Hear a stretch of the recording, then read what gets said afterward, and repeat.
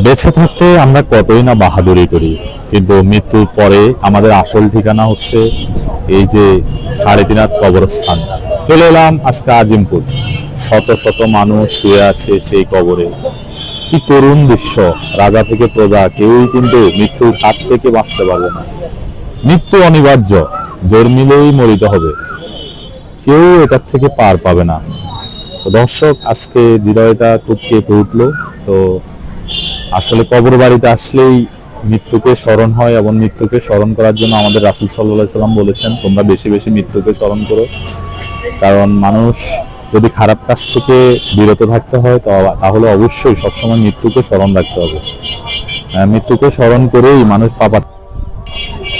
কত জমিদার, কত ক্ষমতাশালী প্রভাবশালী মানুষ পৃথিবীতে ছিল, আজকে তারা কবরের নিচে। শত শত কবর আপনারা দেখতে পাচ্ছেন যে সারি সারি লাশ আর লাশ। তবুও আমরা দুনিয়া নিয়ে কতই না বাহাদুরি করি, কতই না কিছু করি, কিন্তু শেষ পর্যন্ত সেই জারুল গাছের তলায়, নিম গাছ, সব জায়গায় আমাদের শুধু লাশ আর লাশ। আমাদের কেউই কিন্তু মৃত্যু থেকে আজ পর্যন্ত রেহাই পায় নাই। সবাইকে মরিতে হবে। তাই মরার আগে আপনারা একবার মরে দেখেন এবং নিজের ভুল ত্রুটি সংশোধন করে জীবন যাপন করেন। তাহলে আশা করছি আপনি একজন মানুষ হিসেবে, একজন মুসলমান হিসেবে আপনারা যখন পরকালে যাবেন, আপনারা মুক্তি পাবেন, বেহেশত পাবেন।